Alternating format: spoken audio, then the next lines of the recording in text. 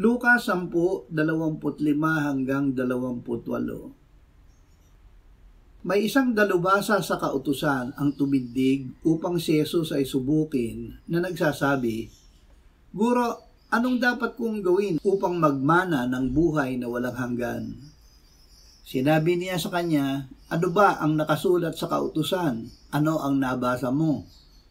At sumagot siya, "Ibigin mo ang Panginoon mong Diyos ng buong puso mo, ng buong kaluluwa mo, ng buong lakas mo, at ng buong pag-iisip mo, at ang iyong kapwa na gaya ng iyong sarili."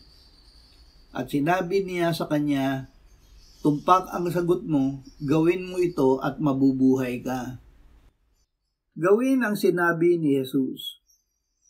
Walang ibang pagsunod sa kautusan, kundi ang pagsunod dito ng Panginoong Jesus.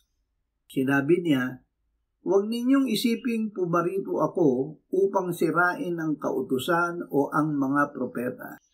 Pumarito ako hindi upang sirain, kundi upang tuparin ang mga ito." Tinupad niya ang kautusan nang hinubad niya ang kanyang pagka-Diyos. Siya ay nagkatawang tao, nagpakababa at sumunod sa Ama hanggang sa kamatayan sa krus. Hindi pagsunod sa titik, kundi sa espiritu ng kautusan, ang ginawa at ngayon ay ipinagagawa ng Panginoon. Ang titik ay pumapatay, subalit ang espiritu ay nagbibigay buhay. Ang salita ni Jesus ay espiritu at buhay.